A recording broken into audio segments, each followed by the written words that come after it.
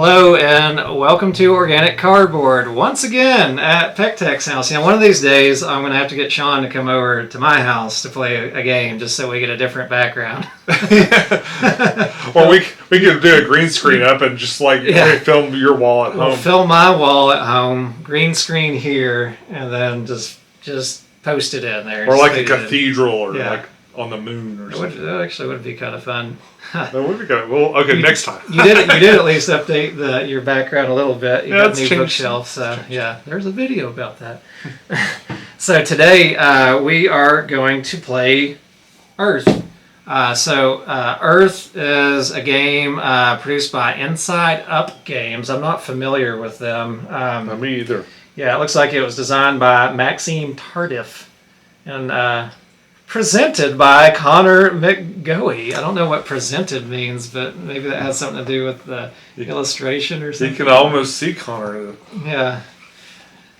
And the whole time we're playing this, you have to talk in a David Attenborough voice. Earth! Oh, we are the majestic sun coming up over the skyline. So Earth is a big engine building game, and I've gotten to play a couple times so far now. I'm going to teach Sean how to play, and then we're going to do an actual review video over it. But basically in Earth, if you don't already know, because it's kind of gotten a lot of attention over the past month or so, people have been noticing a little bit more. It's gotten a little harder to get a hold of, but it's definitely going to be a regular retail game. So if you can't find it easily now, you'll definitely be able to find it shortly. But in Earth, you are basically creating a tableau, a 4x4 tableau of cards that are going to be like an engine building setup, and you're working towards these different goals that are going to come up on the on this little extra point gaining track, sort of like how on Wingspan they have these like different round goals that you're going towards. There's kind of like end game goals and there's end game and end of game goals that you're going for as you play. But otherwise, as soon as somebody finishes this 4x4 grid, then their section of the Earth is completed, and that's going to cause the end of the game to happen. And then we're going to finish out that round. If there's anybody, if Sean's going after me, he's going to get another turn. But if Sean finishes it, then it's the end of the game because I'm going to start the game. Oh.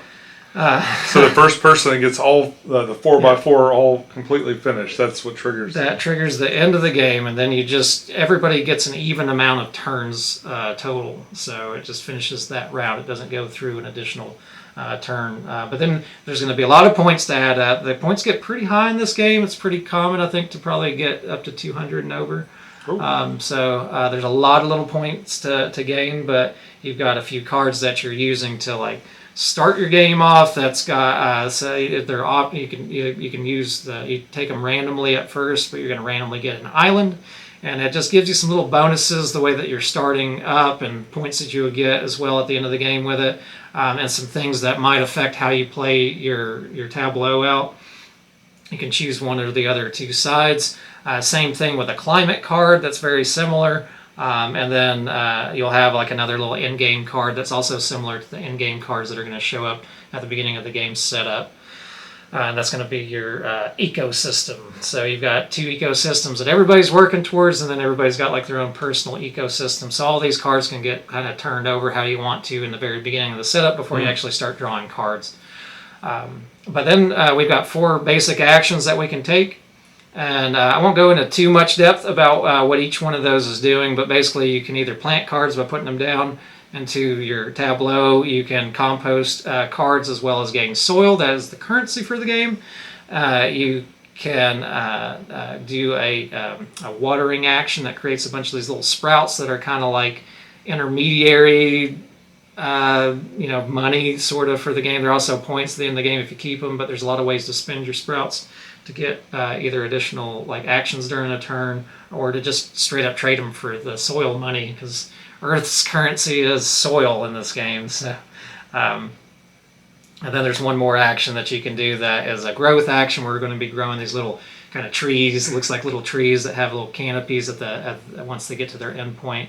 And it's just another way that points are going to score on the game. I can tell you, every time. As a person that hasn't played this, I'm most excited about the action selection system with this. I watched the Before You Play video on this, and it is. I think it's really cool that you're always interacting like that. It keeps. Yeah, that was actually what I was just about to say. But yeah, go ahead. That is the part about this I'm most excited to learn about. Yeah. So what Sean was alluding to is that on each one of these spaces that well, I don't have that thing going just yet, do I? No. That's okay. Each one of these spaces that we are taking turns on, there's always a smaller action, a smaller version of that action that the other person's going to be able to play as well. And they're going to have their engine going on as the game progresses, and so they may have additional actions that they're getting to take. So it is fun, because even when other people, especially as you go later in the game, you start to have a tableau built out, you are going to be able to take actions of the other person or what they're doing. You're going to get to benefit from that as well. So especially depending on how your tableau is set up, if you're playing a really strategic game, you'll be like, I don't want to do this thing because it's going to benefit him, but we're probably not going to play that strategic of a game today. So I think that's about the full like introduction of Earth. So we're going to come back and do a little swirly thing and get to the actual review in just a moment. So all right, so we just finished Earth. How long did that take us? Did you check and see what time it was when we started? I did not. I mean, that was probably no more than 2 hours, though, right? It didn't feel like 2 hours. It felt pretty quick. It felt like an hour and a half. Yeah. The game, like, it's rated like 45 to 90 minutes. That was including, like, we teaching it to Sean a little bit more once we went off the camera. But I felt like it, like you're constantly doing stuff on this game. So it doesn't matter, like, like there's not really much downtime, like especially as you start filling out this tableau, like you're gonna have to do things. You're kind of trying to hurry up so you can hurry up and get, like, especially in a 2-player game, you're like trying to hurry up so you can get the other person to do their things. I would imagine it's the same thing if you're doing like a larger game, larger player count, where you kind of feel like, oh, I need to hurry up and get my stuff done, and then like, crap, I need to hurry up and make a turn to keep everybody's things going. How many players does this go to? 5. I'm really curious what like a larger game with more people is like. I think it would be very hard to pay attention to what other people are doing. I paid a little bit of attention to you, probably only like on like where you were getting one of the scores mechanisms of this particular game was to get 4 bushes first. I had a hard time getting bushes, and Sean was doing pretty good with that. So he was able to score that really quickly. But that was about the only thing that I was really like kind of looking at his set for. Most of the time I was just more worried about my play area. This is the 3rd game now that I've played. So this is Sean's first game. I got 150. I forgot to score that. Hey, yeah. So I think I ended with 195, I believe.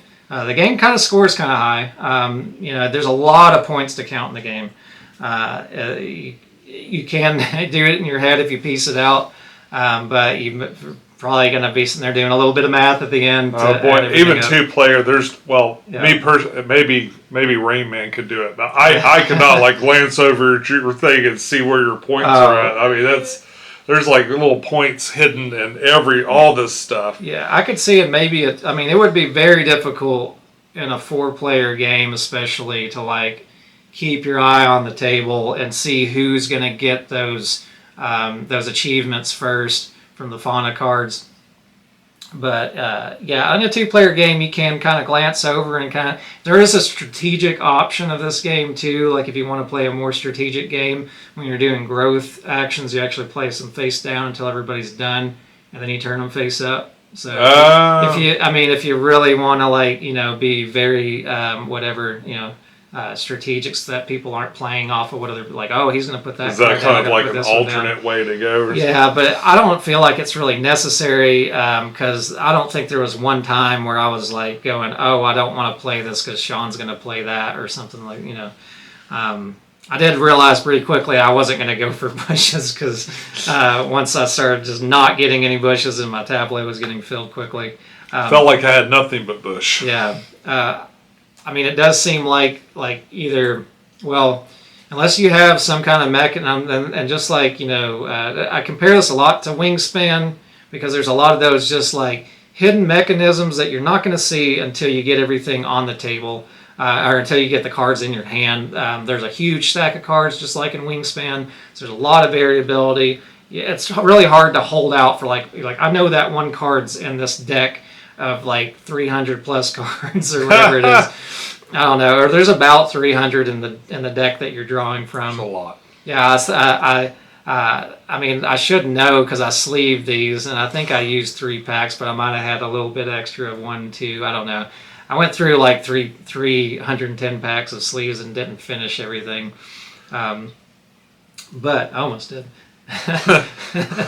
So yeah, with that though, you just kind of have to play what's given to you, go for the strategies that are going to work, and try to make something happen. But I feel like doing a lot of growth. I'm terrible with saying growth. Doing a lot of planting plants down, not planting. Then you can fill out your tableau quicker, you can end the game quicker. That may be, I think that was the thing that factored into the point difference here. Was I was playing a lot of cheap cards, and there's certainly some luck involved with the game, because I got set up to have a lot of discounts on my cards. I had an island that gave me a -1 cost to most of the cards that I played. And I just so happened to have those particular cards that had that habitat type. So it was almost like free money that I was getting throughout the game. So I was able to complete that tableau a lot quicker. But this is a game that when I looked at it, when I look at a photographs of it, or I see it played online, I just instantly am like, no. Yeah. There's too many little icons and stuff. Sometimes I get bugged by these little win conditions and stuff, and trying to internalize, like trying to accomplish like 7 different kinds of things at once. This was so much easier than I thought it would be. It was, if you play games at all, that you're going to pick this up really quick. If you love Wingspan, this isn't Wingspan. It's not Wingspan at all, but boy, it feels like it.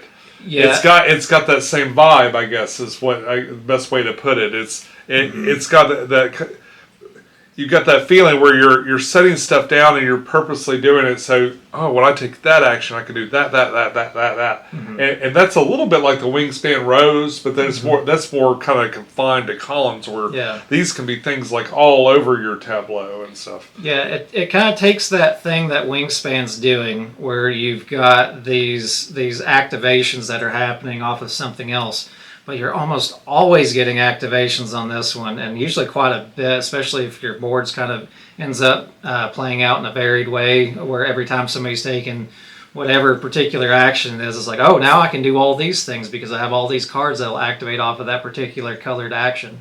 So that is by far the best thing I think about this game, is that way that they integrated that mechanism into the game, that you've got all these things that you're able to do. It feels really good to be able to do a lot of things on somebody else's turn. So when somebody takes something, you're like, yay, I'm so glad you took that turn, because now I get to do all these things, or whatever, just depending on how you're set up. Or why did you take that turn? I'm not ready to plant anything. Yeah. So that's a lot of fun. Otherwise, the theme is essentially plastered onto a bunch of kind of Euro-y mechanisms that are happening with all the different engine building. This could probably be a lot of different things, but it's always nice to have, and it's got I think all the art is very pretty. Are they actually using pictures? These are photos. Yeah, they are all photos. It looks like so. Looks like National Geographic type photos. A lot of biology. Especially if you're into plants and different types of fauna. I don't see a lot of animals. Are there animals? There are. The animals are the fauna, right? Right. Flora. Whatever. even in here, because it's so themed around this like Earth idea, with the pictures and the way that they're naming things, they even had to put like, okay, we have mushrooms and we're calling them flora. Forgive us, you botanists out there. Yeah. It even says it in the instruction booklet, to forgive them a little bit on the theme, because again the theme's kind of, and they needed that variability, and it made sense to call mushrooms flora for this particular game, even though mushrooms are not plants. They are considered flora in this game. But yeah, you've got fauna are basically just the theme they pasted on the achievements that you can get. And then you've got ecosystems that are just another pasted on theme for in-game scoring conditions. And then you have all the flora, or the main cards that you're playing, besides some terrain cards that are going to play off of other cards. I really like this game a lot. Out of all of the engine building games that I've played, including like Terraforming Mars and Wingspan and other little games like even Meadow and stuff like that, I think they really hit that sweet spot in this game of the complexity, while still being able to be fairly approachable. I mean, I would call this a medium weight game, right? Yeah, like a good middle medium, mid of the medium kind of weight. And I think the play time is probably one of my second favorite thing about how much you're getting to interact with all of these things that are playing off of each other. That, just like Sean said, could be kind of complex to look at first, but once you get playing it, it all kind of just comes together in a very like intuitive kind of way, and you're getting all that experience in 2 hours or less. I think that's really nice, and I don't feel like my brain's burnt, right? Like you don't feel like yeah. It's not exhausting at all, and it very much, like you were just saying, you're just kind of you get put in a situation, which is whatever hand you're drawn, and you just try to make the best of it according to all the things that you're trying to accomplish, and it doesn't end up being that hard. I mean, there's a lot of water cards in here. You'd think I would have scored better saying that, but a lot of my misstep is I was going for some like larger point cards that would score me more in-game points, and so I think I saved up a little too long, and I didn't get enough of those like inexpensive things out to fill out the rows and maybe accomplish a couple more things. Yeah, that would have helped my score a lot, but I'll be ready for next time. Yeah. And this action selection thing where you pick something, I get to do a little something too. Is that unique to this? Like, I don't recall seeing that in any game I've played. That really keeps you involved. Yeah, I don't know if there's. I feel like we've played some other games that kind of react off what other people do. Did Black Angel do something like that? Did Black Angel have something where when somebody did something, it would potentially give you something? It's very much like pulled back, at least compared to what this game's doing. Oh yeah, in that regard. But I feel like I have. There might have been some things over in the missions and stuff where you could land on it and other people could get a benefit too. Yeah. But boy, it's so like this is happening like all the time. It's the main. I would say it's the main mechanism of the game, not just the favorite mechanism, but that's like that's kind of what sets this game in its own space on Earth. Yeah, well, and what's cool too is you can set it up so it's like, okay, every time a green action, or well, less so on the green, but like every time a red action happens, I get to do these little things that generate more resources for me to use on other turns and stuff. So yeah, it's fun, very satisfying. Really feels good. Like I think the game just has that good feel to it throughout it, and just kind of keeps you going. It keeps you busy. Time goes really quick on this game. Yeah. So yeah, you can spend a couple of hours and get them gone fast. What's this one cost? So I believe the retail of this game is $50. You may be able to find it cheaper, not right now, but yeah, it's totally worth $50. I think. Oh yeah. Yeah, it's a very appropriately priced game for what you're getting out of it. I think they could have even charged 70 for it, but that's a little cash grabby if they do. I mean, I guess it's probably easy for them to produce it, but fun little pieces. Great game for nature lovers. Yeah, the growth kind of things look neat.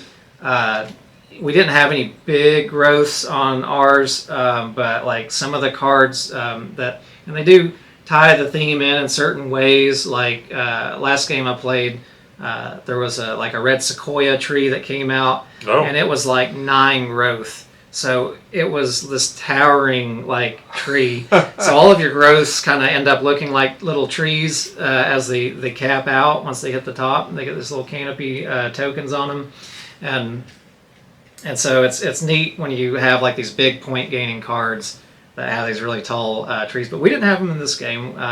I like mushrooms a lot, apparently, when I play this. So I had one that would go to 5, but I kept spending them to get other things. Yeah, big tall cactus. Yeah. So great game. Overall, you enjoyed it quite a bit, though, right? Yeah. Oh yeah, this is totally not the theme for me. You know, like I appreciate it. Like I'd be willing to play it whenever. I'm happy that you have it. Like, it seems like something you'll probably keep, so I'll be all right. Yeah. Well, it's kind of like Wingspan in that sense too, because like I'd be a little more attracted to the art of this kind of stuff because I'm a little bit of a hippie. But Wingspan, I'm not an ornithologist or a bird watcher, even though I like this birds, better than Wingspan. Like I'll say that for sure. Yeah, definitely. If nothing, is the action selection system and combined with doing something similar, like you get that same thing I like about Wingspan is like I take that action and boom, boom, boom, boom, boom, boom. I love like making it so you get like a whole bunch of things happening. You could do that, but this is that's happening all the time. It's like it's almost like you can be on overload, especially towards the end when you really got a lot. If you diversify the colors that you plant in here, then I can't imagine what like 4 people would be like just all the time doing things. A lot of strategies because like the first couple games, I feel like I was doing most of the same color things down, so that every time I took that action, I was getting to activate all. So I was taking less varied actions and just using like my whole tableau to give me that really strong action every time it was taken. So I'm not playing off of other people as much doing that. But this one happened to be a little more varied. Yeah. But I know Sean doesn't rate his games. I like to rate my games. I would put this at an 8.5 out of 10. And in saying that, I think it's not a game that I'm like I've got to play this every day, but I'm gonna definitely want to get it out on probably a not too infrequent occasion, and really gonna enjoy it. I think I'm gonna get other people to enjoy this too if they haven't played it. So looking forward to that in the future. You have anything else to add? I give it 6 canterberries and a foible. Yeah, sounds right. That's how I rate it. Yeah. Yeah, 6 what? Canterberries and a foible. And a foible. All right. I don't think those are words. Yeah. They probably are. Hopefully it's nothing terrible. Foible. I've heard that somewhere. Oh. All right. Well, hey, I think that's about all we got to say for Earth.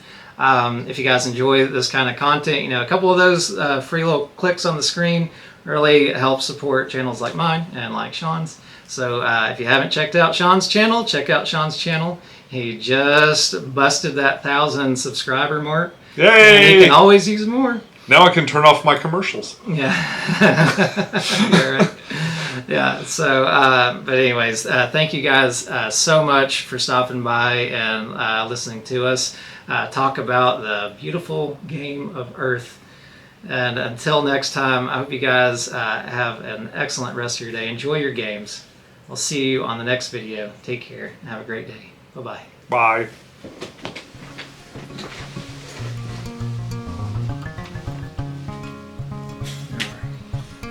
Earth! I'm trying to stand up straight after sitting for an hour.